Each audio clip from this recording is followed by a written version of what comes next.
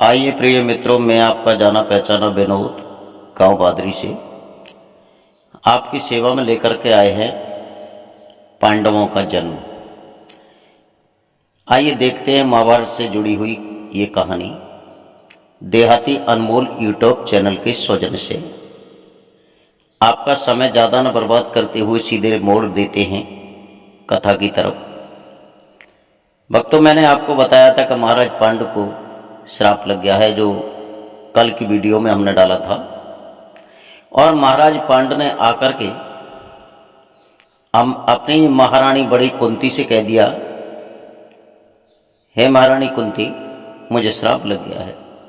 इतना सुनते ही तुरंत छोटी रानी आ जाती हैं, मध्य देश की राजकुमारी जिनका नाम है माद्री। माद्री आकर के कहने लगी माता कुंती से, दीदी, मैं देख रही हूं कि आपकी आंखों में आंसू क्यों हैं, क्यों रो रही हैं आप? महारानी कुंती कहने लगी माद्री से,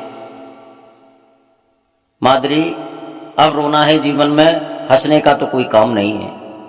क्यों, ऐसी क्या बात है, आप क्यों रो रही हैं?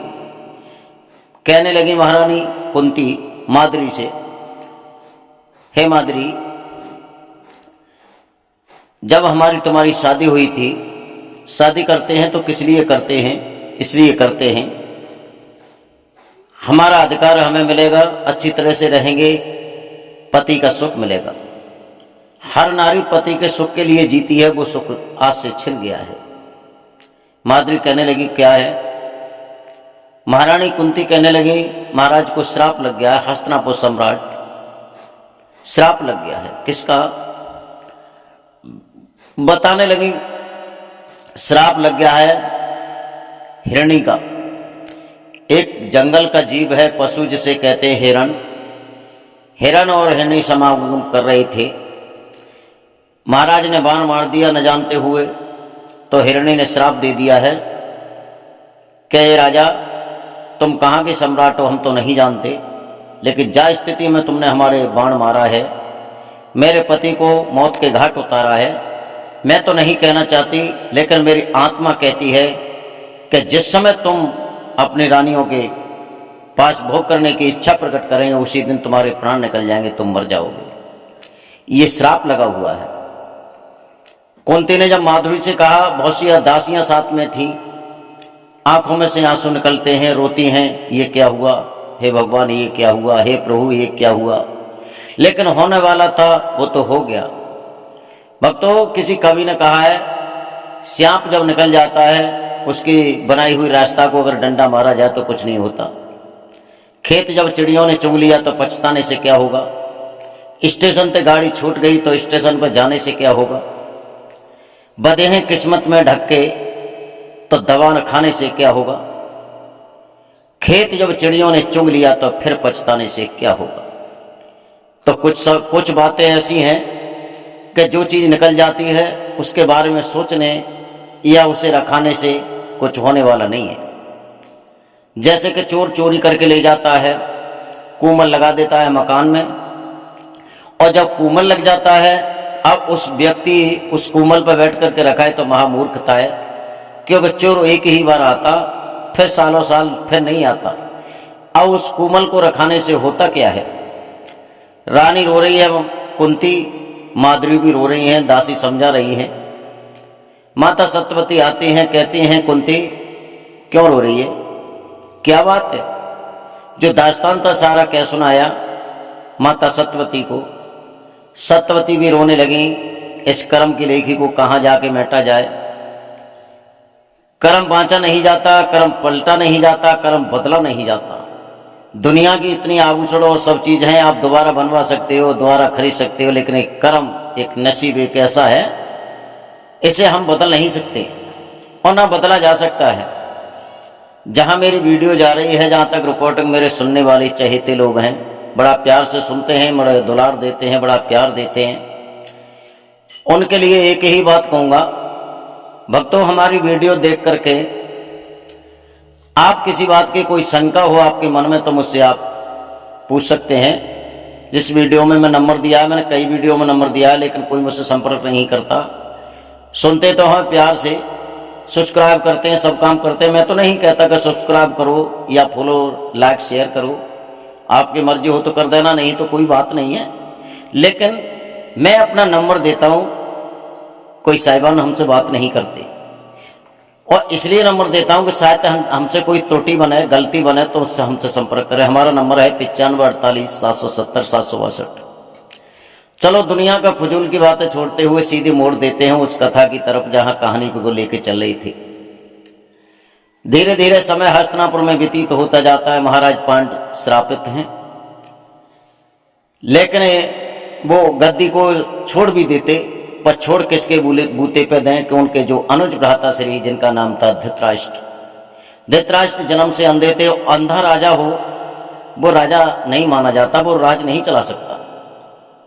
उन्होंने सोचा अगर अंधे राजा को मैं राजा, अंधे राजकुमार को राजा बना दूं, मेरा छोटा भाई है अनुज भ्राता श्री है जिन्हें धृतराष्ट्र कहते हैं, अगर उन्हें बना दूं मैं राजा, तो राजा ही अंधा है जिस नगर का, वो राजा नगर की क्या सुरक्षा करेगा। इसलिए उन्होंने नहीं बनाया, स्वयं गद्दी पे बैठे रहे। अब एक दिन कुंती ने महाराज पांडु से कहा, शाम का वक्त था, कि महाराज अगर आपकी कृपा हो, आपकी अगर इच्छा हो तो मैं संतान उत्पत्ति कर सकती हूं। महाराज पांडु कहने लगे बताओ कैसे। तो उन्होंने कहा कि देखो मैं जब कुंवारी थी तब मैंने ऋषि दुर्वासा मेरे महलों में पधारे, और ऋषि दुर्वासा को भूख लग रही थी। उसी वक्त मैंने बहुत सुंदर भोजन अपने हाथों से बनाया और ऋषि दुर्वासा को भोजन कराया। जब उनकी आत्मा तृप्त हुई तो उन्होंने कहा, कुंती तुमने बहुत अच्छा भोजन बनाया है, और आपके हाथों का भोजन खा करके मेरी आत्मा बड़ी तृप्त हुई है, लेकिन मेरा आपके लिए आशीर्वाद है। मैं एक आशीर्वाद देता हूं, देव आमंत्रित मंत्र, और देव आमंत्रित मंत्र आगे चल करके आपके काम आएगा। तो कुंती बता रही हैं महाराज पांडु को। तो वो कहने लगी हैं कि जब ऋषि दुर्वासा ने भोजन करने के बाद में आत्मा तृप्त हुई, जब भोजन करने के बाद में जल पिया, और जल पीने के बाद में प्रत्येक व्यक्ति के अंदर से एक आवाज आती है, और आवाज में एक शब्द निकलता ओम। जब ओम शब्द निकला तुरंत उन्होंने कहा, कुंती तुमने मुझे भोजन कराया है राजकुमारी, और मेरी आत्मा तृप्त हुई है। मैं देव आमंत्रित मंत्र देता हूं, जिस किसी देवता को आप बुलाएंगी वो देवता आपके पास आएगा, और जो देवता से आप मांगोगी वही देवता आपको देगा। कहने लगी ठीक है महाराज। उन्होंने मंत्र दे दिया, आशीर्वाद दे दिया, सर पे हाथ रख दिया राजकुमारी कुंती की। तो भक्तों मैंने पहले वीडियो में दिया है कि एक दिन कुंती ने अपने मन में विचार किया कि किसी देव को क्या बुलाऊं, चलो सूर्यदेव को बुलाते हैं। सूर्यदेव को जब बुलाया, सूर्यदेव ने तुरंत उन्हें आशीर्वाद दिया कि जाओ पुत्रवती बहो। तो कुंवारे पे एक करण पैदा किया था कुंती ने, फिर शादी हो गई। शादी होकर के हस्तिनापुर में आ गई। अब वही बात कह रही हैं कि महाराज देव आमंत्रित मंत्र मुझे मिला हुआ है, अगर आपकी कृपा हो तो देवताओं के द्वारा मैं सृष्टि का सृजन कर सकती हूं। महाराज पांडु ने कह दिया कोई बात नहीं, हमारी तरफ से इच्छा है हमारी, तुम किसी भी देवता को बुला करके और अपने सृष्टि का सृजन कर सकती है, सृष्टि बढ़ा सकती है, हमारा नाम चला सकती है। कुंती ने मान लिया। जब रजस्वला हुई उसके बाद में जब निवृत्त हुई हैं रजस्वला मासिक धर्म से, तो उन्होंने सबसे पहले बुलाया है धर्मराज को। धर्मराज उनके महलों में 4 दिन रुके और 4 दिन के बाद चले जाते हैं। महारानी कुंती गर्भवती हो जाती हैं। 9-10 मास व्यतीत होते हैं तो उनके एक पुत्र जन्म लेता है जिनका नाम रखा जाता है युधिष्ठिर।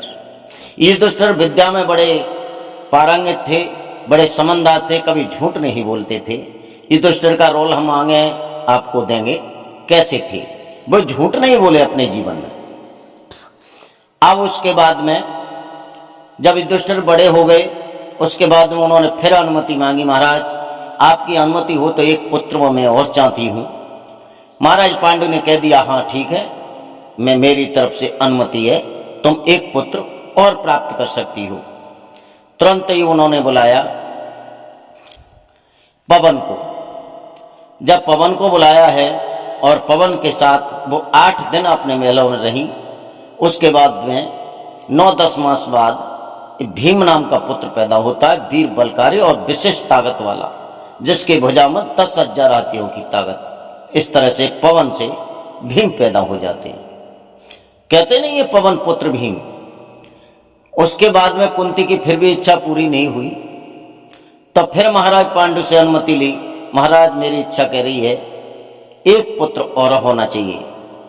महाराज पांडु कहने लगे हम का मना करते हैं देवी, अगर तुम्हारी इच्छा है तो फिर किसी देवता को बुला लो। जब 3 वर्ष के भीम हो जाते हैं, 3 वर्ष के बाद में जब कुंती दोबारा से रजुलसुला होती हैं और मासिक धर्म से निवृत्त होने के बाद में ठीक 10वें दिन और बुलाया था अमरावती के राजा इंद्र को। जब इंद्र को बुलाया, इंद्र उनके महलों में 11 दिन रुके और 11 दिन रुकने के बाद में सीधे अमरावती चले गए। तो उनके द्वारा पैदा हुए धनुर्धर अर्जुन, जो गांडीवधारी नाम उनका आगे पड़ेगा। अर्जुन पैदा हुए। एक बार माधुरी ने कहा कुंती से, दीदी अगर आपकी इच्छा हो तो एक पुत्र मैं भी चाहती हूं, एक पुत्र मेरे भी होना चाहिए। अगर आपकी इच्छा हो तो जो मंत्र है उस मंत्र को मुझे भी बता दो। कुंती कहने लगी क्यों नहीं, बिल्कुल बता दूंगी। कुंती ने मंत्र बताया और कहा तुम देवताओं के जो वैद्य हैं अश्विनी कुमार, उन्हें बुलाओ। मासिक धर्म से जब निवृत्त होती हैं माधुरी इतनी सुंदर थी जिनका कोई ठिकाना नहीं था। मैंने बताया पहली वीडियो में, माधुरी इतनी सुंदर थी कि अंधेरे में खड़ी हो जाती तो बिना लाइट के भी लाइट दिखाई देती थी। माधुरी ने जब जप किया है तो देवताओं के जो वैद्य थे अश्विनी कुमार को बुलाया और अश्विनी कुमार को अपने महलों में 15 दिन रखा। 15 दिन के बाद में अश्विनी कुमार वो लोग धाम के लिए चले जाते हैं और 9-10 मास व्यतीत होने के बाद में अब उनके पुत्र पैदा होते हैं। बताते हैं शास्त्र जुड़वा पुत्र पैदा हुए। अब देखो भाई आप ही छांट करना, हम तो नहीं जानते। एक स्वामी शिवराम हुए हैं जिनके भजन स्वामी आधार चैतन्य ने गाए हैं। वो जावरे के रहने वाले जिला फिरोजाबाद के। उन्होंने अपनी ही कविता में लिखा है कि एक पुत्र तो माधुरी के जो हुए, एक पुत्र तो महाराज पांडु के थे और एक पुत्र अश्विनी कुमार के थे। अब हमने किसी को पूछा, भाई हमारे पास मान लो कोई टाइम नहीं था ग्रंथ खोलने के लिए, तो हमने पूछ लिया किसी से, तो किसी ने बताया कि अश्विनी और एवं कुमार वो 2 थे। तो दोनों नकुल और सहदेव दोनों पुत्र माधुरी के थे, वो दोनों उनसे पैदा थे। इधर स्वामी शिवराम लिख रहे हैं कि जावरे वाले ये लिखते हैं कि एक पुत्र तो महाराज पांडु से पैदा था और एक अश्विनी कुमार से पैदा था। 2 बात हो गई। जैसे किसी को हमने पूछा, और किसी को क्या, हमने पूछा स्वावली के जो कथावाचक अच्छे आचार्य हैं जिन्हें श्रीमान आदरणीय राजेंद्राचार्य जी कहते हैं, वो बता रहे अपनी वाणी में कि अश्विनी एवं कुमार यानी 2 नाम थे, अश्विनी और कुमार 2 व्यक्ति थे। 2 व्यक्तियों के द्वारा 2 पुत्र माधुरी के पैदा हुए। इधर स्वामी शिवराम लिख रहे हैं कि नहीं, अश्विनी कुमार तो एक ही थे, लेकिन उनका एक पुत्र जो सहदेव था वो तो अश्विनी कुमार से पैदा था और नकुल था वो महाराज पांडु से पैदा था। अब आप ध्यान रखना, मैंने एक जगह महाभारत में पढ़ा है कि अश्विनी कुमार एक थे, अश्विनी और कुमार। जैसे किसी का नाम ले लेते, बाद में सिंह लगाता, कोई चंद्र लगाता, कोई कुमार लगाता, कोई कुछ लगाता, तो ऐसे लगाया हुआ था। तो कोई तो कुछ लिखता, कोई कुछ लिखता, लेकिन आप इसमें विचार करना कि अश्विनी कुमार 2 थे या अश्विनी कुमार 1 थे। फिर हमारा मन नहीं माना तो हमने गूगल पर सर्च किया। हमारे हिंदू धर्म की पुस्तकें गूगल को पढ़ी हुई हैं, तो गूगल पर जब सर्च किया तो उसमें ये हमें मालूम पड़ा, हमें ये दिखाया गया गूगल वालों ने कि अश्विनी कुमार तो एक ही था और माधुरी के 2 पुत्र थे, वो अश्विनी कुमार से ही पैदा थे, वो जुड़वा थे, नकुल और सहदेव। लेकिन हमें भी ऐसा लगता है कि ऐसा नहीं हो सकता, क्योंकि सहदेव विशेष सुंदर थे और नकुल भी सुंदर थे लेकिन एक उनमें ज्योतिषी था, एक धनुर्धर था, यानी क्रांतिकारी था, लड़ने भिड़ने वाला था, रण में लड़ सकता था। एक व्यक्ति ऐसा था दोनों भाइयों में था। तो क्षमा करें भक्तों, जैसी हमने जानी है पांडवों के बारे में, और पांडव कैसे कैसे देवताओं के द्वारा प्रकट हुए, कैसी कैसी उनकी विभूतियां थी, कैसी कैसे ताकतवर थे, जैसे भीम थे, बताते हैं 10,000 हाथियों की ताकत थी। बताते हैं धर्मराज युधिष्ठिर झूठ नहीं बोलते थे। बताते हैं अर्जुन के बाणों के सामने किसी की चलती नहीं थी। बताते हैं नकुल और सहदेव ऐसे ज्योतिष में इतना ज्ञान था कि जो कह देते वो पत्थर की लकीर थी।